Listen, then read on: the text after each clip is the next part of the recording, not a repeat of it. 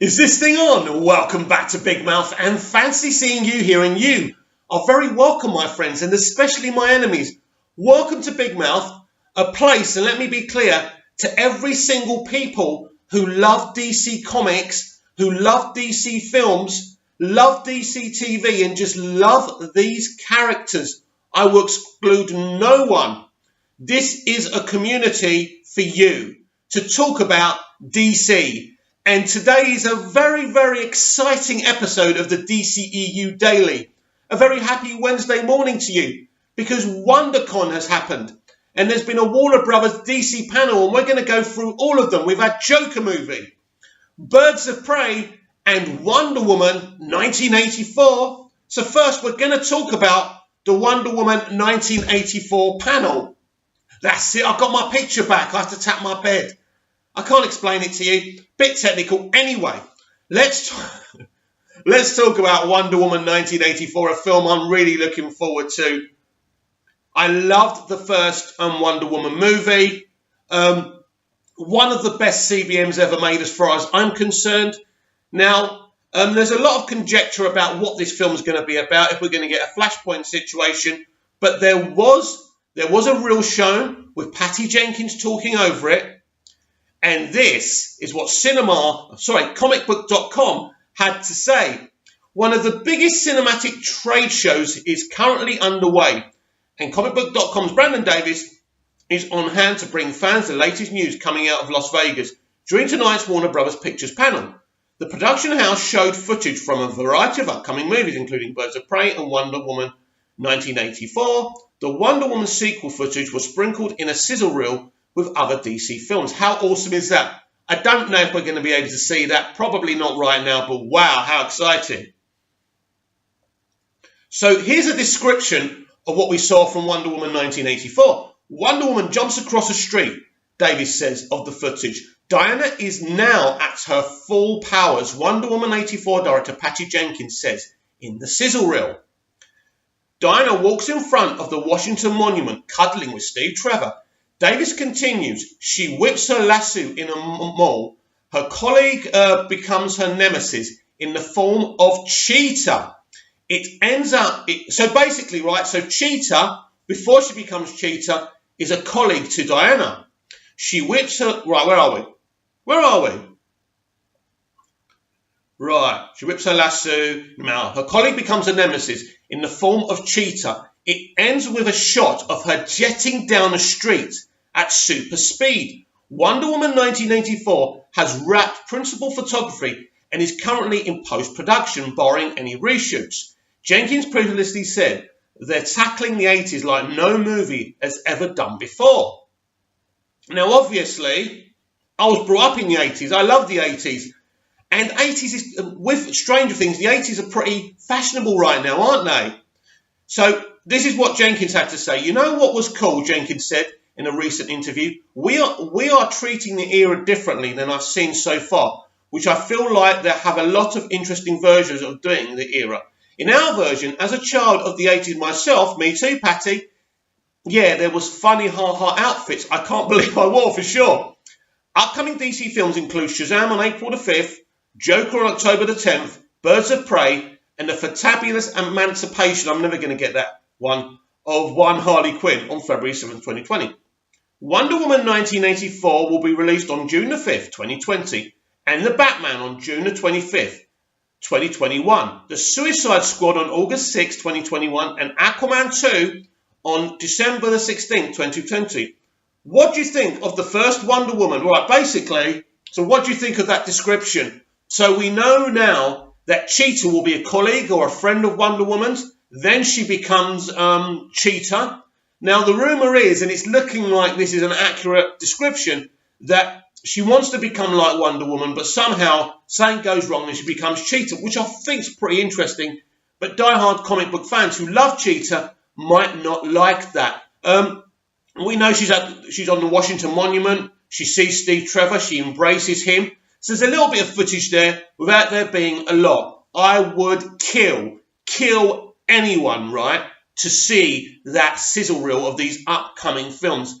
Now, basically, Wonder Woman 1984 is the last DCEU film that will be produced by Deborah and Zack Snyder. Now, they may have a production credit, but creatively, they had no say on this movie whatsoever. That's so exciting. Not exciting that Zack won't be involved anymore, because that's sad. That really is sad. But let me just say this as well, that you can fight for Zack Snyder, you can fight for the Snyder Cut, and still look forward to what Peter Safran and Walter Hamada are doing with this franchise. For me, it's really, really exciting.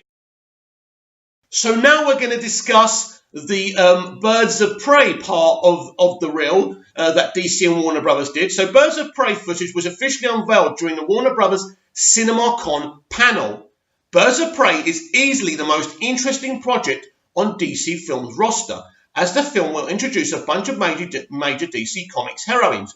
During Warner Brothers CinemaCon panel, the studio unveiled some footage from Birds of Prey, and it sounds pretty great. You can check out the description below, so let's have a look. February the 7th, 2020, Birds of Prey is coming. I love long titles, Margot Robbie says in the video. It's a girl gang, Robbie says, that Harley is not initially a part of. Now, I'm going to talk about that in a minute. Part of. The Birds of Prey, the logo flashes across the screen. Promotional footage sees the characters in place. Behind the scenes footage sees them filming an explosive setting. Harley hangs onto a car while rollerblading behind it. Awesome. Black Mask takes aim with a gun. The group of 5 women walks towards the camera, similar to how Guardians of the Galaxy did in their first trailer. Wow. The project sees the return of Margot Robbie as Harley Quinn, with Mary Elizabeth Winstead and Journey Smollett-Bell joining the DC Extended Universe as Huntress and Black Canary, respectively. Ewan McGregor plays the film's lead bad guy, Black Mask. Birds of Prey also stars Rosie Perez as Renee Montoya, Ella J. Basco as Cassandra Cain, and Chris Messina as Victor Zsasz. Wow. Ali Wong, Stephen Williams, Derek Wilson, Dana Lee, Francesco Chow, Matthew Willing, and Michael Massini round out the cast. I hope I didn't butcher your names too much. Wow. So, right, let's get things abundantly clear, because every morning, as soon as I wake up, I go onto Twitter, because I like to prep just a little bit for these videos. And one of the things I read is that, breaking news, Harley Quinn isn't part of the Birds of Prey gang. But of course, because it's clickbait, they left something out. At first, she's not part of the gang, but she will be part of the gang. I'm really, really excited to see this movie. Margot Robbie has been totally in charge of this movie. Her production company's involved. She's been able to bring a lot of women behind the scenes. This is a male-dominated kind of industry, and we do want to see some equality there, as long as it's still talented people making these movies, and I have no doubt about that. I really love the description. I think it's really, really exciting. I'm really excited to see Victor Zsasz, Ewan McGregor's Black Mask as well. So, obviously, we've seen the pictures of Joker frying Harley Quinn out of their home. So, obviously, then she meets the Birds of Prey, but she's not part of the team at first, but of course she will be. Again, very exciting description, and again, I cannot wait to see that film. Today is a massive day for the vision of DC Films from Walter Hamada and Peter Safran, because we're finally going to see this Joker trailer, and it premiered at CinemaCon. And I tell you what, I found a great article on Collider of all places. Now, we know that Collider haven't been a fan of DC Films, but I tell you what, the direction and what Walter Hamada and Peter Safran are doing is fantastic. What I love about this kind of visual kind of conceit is that you've got kind of Walter Hamada working in the background, but you've got Peter Safran, ever since the promotional campaign for Shazam, talking the DC Extended Universe up, talking up DC Films, this black label they've created, which the Joker movie will be a part of. Now, this is going to be amazing. And let me just read to you this brilliant article by Jeff Snyder, who's a brilliant kind of journalist. He's a film journalist. He's not really into superhero films. So I'm very interested to what he's got to say. I did read some of this, but not all of it. So let's have a look at this. Remember, the trailer is released. If you're in Europe, I envisage kind of a 4 p.m. to 6, 7 p.m. in Europe, that kind of time. In America, they're talking about 9 a.m. and there's different time zones, which I don't get in America. So for my American subscribers, I'm really sorry. You're going to have to Google it. So anyway, let's read this because I'm so pumped. We saw the poster yesterday. I kind of, on my Avengers Endgame trailer, I did have a little reaction to that poster, and you could probably tell how pumped I was. So this is the article. Joker trailer wows crowd at CinemaCon, drawing comparisons to Taxi Driver. Now that is a hefty, amazing comparison. Warner Brothers just finished its annual presentation at CinemaCon and yada, yada, yada. Joker looks fucking incredible. His words, not mine. That's what I tweeted an hour ago, and I'm standing by that insightful assessment. Don't worry, you're all going to be able to watch the Joker trailer tomorrow, aka today. So if you want to go in fresh and stop reading right now, I don't want to go in fresh, I want to know. Those who dare to continue, spoilers lie ahead, I dare. Right. The trailer set to Jimmy Durante's smile opens on a happy note, with Joaquin Phoenix explaining to a therapist that his mother always told him to smile and put on a happy face. I love that. And that he always believed his purpose was to bring laughter and joy to the world. Ostensibly, that's why he becomes a comedian. But things don't exactly work on that front. And things start to sour quickly. It's not long before Arthur wonders, is it just me, or is it getting crazier out there? We see Arthur being beaten on a subway train as his assailants call him a freak. We're told that Gotham has lost its way. We hear someone, possibly Thomas Wayne, say, what kind of coward would do something that cold-blooded? Someone who hides behind a mask, aka kind of foreshadowing with Batman as well, I suppose. Or maybe someone else recites the second sentence. It happened so fast, and to be honest, I was trying to enjoy the moment. As the trailer goes on, the tone gets progressively darker, even as Arthur says, I used to think my life was a tragedy, but now I realise it's a comedy. And by the end, it feels like we've seen Arthur embrace his dark side and become the criminal mastermind known as the Joker. As I referenced earlier, this is a film that seems to be a 70s-esque character study of a man trying to find his purpose in life. He thought it was one thing, but it turns out to be quite another. Regular viewers of Collider Movie Talk will know that I am not a big comic book movie kind of guy, but this is my kind of comic book movie. If I had to choose between a ticket to this film and something like Avengers Endgame, I'll take Joker every damn time.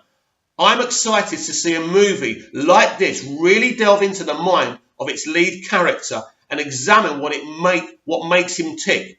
I'm more interested in a comic book character's psyche, damaged or otherwise, than I'm in seeing jaw-dropping feats of physical strength repeated ad nauseum on the big screen. Director Todd Phillips doesn't seem interested in that kind of movie either. He'd rather probe the depths of the criminal mind, which is awesome as far as I'm concerned. And the Joker makes for quite the canvas yet. I said actually a couple of years ago, you know, the only way to exorcise the ghost of Heath Ledger is to do something like this. I was saying the Joker is not just the best villain, right? He's the best character. He deserves his own movie. So I'm really happy that Walter Hamada and Peter Safran decided to do this and create this black label, which I think is genius, as you all know. DC movies like Aquaman and Shazam, and it also appears to stand on its... Hang on, where are we? Did I lose something? Makes quite the canvas. Clearly, Joker is much, much darker than other DC movies like Aquaman and Shazam, and it also appears to stand on its own, rather than be a part of the larger DCEU. Some on Twitter caught a Taxi Driver vibe from the trailer, and that's fair comparison, as Phillips seems to be channeling his inner Scorsese here, which can only be a good thing, right? Even though his main character might disagree, Phillips emphasised that he sees the movie as a tragedy and thinks Phoenix would agree, which is what we want really, isn't it? It's worth noting that I did catch a brief glimpse of Brian Tyree Henry in the trailer, and I don't believe his casting was ever announced before. Interesting. So that's exciting. I'm also looking forward to seeing where Zazie Beetz fits into this urban hellscape. As the trailer positioned her as a possible love interest of the sorts for Arthur, we're all excited to see Robert De Niro in action as a TV host who may play a part in Arthur's unravelling. Warner Brothers will release The Joker on October the 4th. Yeah, the other day on here I said it was October the 26th, my birthday. Got that wrong, October the 4th. Sorry about that. And I can't wait to see Phillips and Phoenix take on the Clown Prince of Crime. Stay tuned for more stories from CinemaCon, including our take on the rest of WB's presentation, which featured new footage from Dr. Sleep and the sequels to both Wonder Woman and It. Wow, wow, wow, wow, wow, wow, wow, wow. Well, let's be clear here. We have been waiting a very, very long time to find out what this movie is. And now we know. I can't wait to do my trailer reaction later on. I'm so excited to see this trailer. From the off, when I heard Phillips was directing this, right, when I heard Joaquin Phoenix, of all people, was playing this character, I knew that Walter Hamada and Peter Safran were creating a great new direction for DC movies, because this goes beyond the shared universe. And actually, this black label is genius. And I also feel that Kevin Feige at the MCU will go the same direction with some of his X-Men characters. I really, really do. And I think Wolverine would absolutely be perfect for this treatment. But we'll see what they do. But this is the DCEU Daily. We love talking about DC films. I love DC. And I didn't get into DC the normal way. I fell in love with Superman the movie. I loved those films, even the lesser ones like 3 and 4. And then I didn't really have anything, did I? And then there was Smallville. Smallville, because Superman the movie made me fall in love with Superman. But I still didn't know the existence of a DC Comics. But then Smallville came about and it introduced all these DC characters and I met all these fans. And I used to read the Smallville magazine every month. That introduced me and educated me into DC Universe, and I've been a fan, an obsessive fan, ever since. And that's why I love DC. And isn't it beautiful to have the DCEU, the worlds of DC, this universe of DC movies, finally, Man of Steel, Batman v Superman, Suicide Squad, Wonder Woman, and the rest, Justice League, Aquaman, Shazam. It's a great time, not just to be a comic book fan, but to be a DC fan, because now, as I said earlier, no matter how much we want to fight for the Snyder Cut, it's not if or or. You can fight for the Snyder Cut and be a Snyder fan and be excited about what Peter Safran and Walter Hamada are doing. And you know what? I am so pumped and so excited. I cannot wait to see this trailer, and I can't wait to see Birds of Prey. I can't wait to see Wonder Woman 1984. And I can't wait to find out who's playing the Batman as well. Now, that's going to be a big day, isn't it? Finishing up, I noticed a lot of people on Twitter, especially some Zack Snyder fans, are kind of pointing out that Toby Emmerich called Suicide Squad 2 and not the Suicide Squad. Listen, it doesn't matter if it's Suicide Squad 2 or the Suicide Squad. All it matters is that this is a very, very exciting project. This is a really exciting new direction for the set of DC films. And I've just had a little theory while I paused this video. Maybe Arthur Fleck and the Joker are two different personas. What do I mean by that? Well, maybe it's kind of like a superhero dual identity. Sometimes he's the Joker, then he goes back to being Arthur Fleck. Maybe he has multiple personalities, or a double personality disorder. It's very clear from the description that he has some mental health issues, but this is a character study, and character studies are the most interesting thing ever. The Smallville TV show was a character study of Clark Kent and Lex Luthor for its first 7 seasons, and that really worked, and that's what made that show really, really special. But I'm really excited. You know, this year is really exciting for me because we've heard so much from Peter Safran and what the future of, you know, what the future holds for the DCEU. And talking of Peter Safran, on the DC Twitter account, I did find an interview with him talking about Aquaman 2. And I'm going to go and find that on my device and read it out to you. One of the issues I had with the DCEU, and I had very few issues with it myself, personally, I love this franchise. I love MOS, BVS, and the other movies, right? But one of the issues I had from the very beginning, we didn't have a Kevin Feige to come out and, you know, big up this franchise. And ever since Shazam's been marketing itself, Peter Safran has come out. I didn't even know Peter Safran was involved in the DCEU before kind of the Shazam marketing. I didn't know he was co-running the DC films with Walter Hamada. That's really exciting because this guy is absolutely fantastic, and I can assure you he's a massive DC fan. So he's been talking about Aquaman 2. Yeah, this is what I'm talking about. Talking about a film that won't be released for 4 years. We have a vocal kind of voice from the inside. Before it was all rumours and innuendo from different YouTubers, but now we've got people who are running this talking to us. Walter Hamada is the brains behind the scenes. Peter Safran is the voice. It's the voice we needed, and he's brilliant. And this is what he's had to say. Aquaman producer Peter Safran shares first details about the sequel. Plus, find out why the second movie is actually going to be easier to make than the first. Okay. Are you ready to return to Atlantis? Aquaman may have only recently landed on Blu-ray and digital HD, but the blockbuster superhero origin featuring Jason Momoa and Amber Heard has already been greenlit for a sequel. I'm not surprised. Slated for release on December the 6th, 2022. Yes, that's nearly 4 years away, which may sound like a long time to fans eager to see Arthur Curry on the big screen once more. But the creative team behind Aquaman are already gearing up to return to the underwater world of Atlantis. I cannot wait. Aquaman producer Peter Safran will be returning for the sequel along with James Wan and writer David Leslie Johnson, and we caught up with him to discuss the much anticipated follow-up to the recent grand opening of the DC Universe, the exhibit's new Aquaman presentation at the Warner Brothers Studio Tour Hollywood. With the 2020 release date announced, he, along with the rest of the creative team, are currently planning a model for the sequel. Right, this is what Peter had to say. We're really figuring out now what the story wants to be, Safran says. We have a pretty good sense of where we want it to go, but there are a lot of avenues we can go down because we created such a fully fledged world in the first movie. We have a lot of options and opportunities.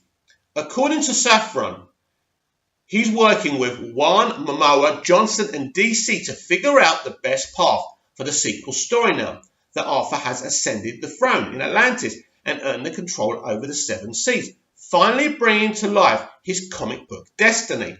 And Safran promises that now that Arthur is officially king, it's going to be exciting. It's going to be great. This is what I love about him. He bigs everything up. We feel like we've got a fair bit of pressure on us because the audience loved the first movie so much, Safran adds. And we want to make sure we don't disappoint them in the second. This is brilliant, by the way, people. But luckily, unintended advantage for the sequel has already proven to be quite useful for the Aquaman producers as they begin to plot out production on the sequel. Here's Peter again. We did an enormous amount of R&D in the first movie in terms of costumes, wardrobe, environments, visual effects, creating the assets of the visual effects. All of that took so much time, Safran acknowledges. We've done that now, so we're bringing all of that knowledge base to the second movie, and I think it's going to make it a much smoother process and just give us a lot more freedom because we already know what your weather restrictions are and also what the workarounds are. While Safran is of course a professional, he's also a real fan, and he actually is, of the character and the first film, and he can hardly contain his glee when it comes to making the sequel. But part of that means already knowing what he wants and needs to include in the second film. I'm going to have my way, he says with a laugh. I'm definitely going to have my way. But for now, he's remaining cagey on revealing any of his personal wishes for the sequel. Here's Peter again. I think that because we all see the same movie, Safran says, of where the second movie will go. I think we are all pulling in the same direction, which is always good. I know what James and Jason and myself all want to see happen, and that's what's going to happen. And that's what the story's going to be. We all have a voice in it. He pauses and adds, and Jason's authenticity as that character is the one thing you want to make sure you never lose. That's what he's bringing to the table for the next one as well. And it's incredibly exciting. Right. Wow. That's brilliant. The guy's fantastic. He's doing so much talking. This is what the MCU had from the very beginning. Kevin Feige, the leader of it, the guy running it, publicly speaking about the movies and the direction. It's what us fans want. It's what the public want. It works. Finally, we have Peter Safran, a passionate guy, a talented guy, talking up the DCEU, but not just that. DC films, the worlds of DC. It's so thoroughly exciting to finally have this situation. The future of DC films is bright. And if you're a DC fan, it's a beautiful time to be alive. Well, thank you for watching today's edition of the DCEU Daily. Please feel free to comment down below. Like, share and subscribe, please. And I'll be back tomorrow with another edition of the DCEU Daily. I am so excited, and I'll see you later for my trailer reaction for Joker movie. Oh my God!